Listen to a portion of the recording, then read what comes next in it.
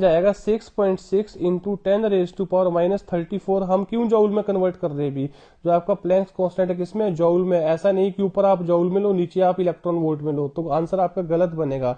Into कितना आएगा? 3 into 10⁸ upon कितना है भी? 1.14। ये क्या था? इलेक्ट्रॉन वोल्ट था, इसको जॉउल में कन्वर्ट करते कितना आएगा? 1.6 इंटू 10⁻⁻19, तो आपके पास सॉल्व करके आएगा 10.888 एंगस्ट्रॉम के आसपास। मतलब इतना वेवलेंथ आपको एटलीस्ट चाहिए होगा। This is the maximum wavelength, sorry fine, क्या ये मैक्सिमम वेवलेंथ है, राइट। अगर आपके पास वेवलेंथ क्या हो जाएगा, इस वैल्यू को अचीव करेगा तो आपके पास ये एब्जॉर्ब करेगा, नहीं तो आपका क्या होगा, ट्रांसपेरेंट बिहेव करेगा एक तरह से, राइट।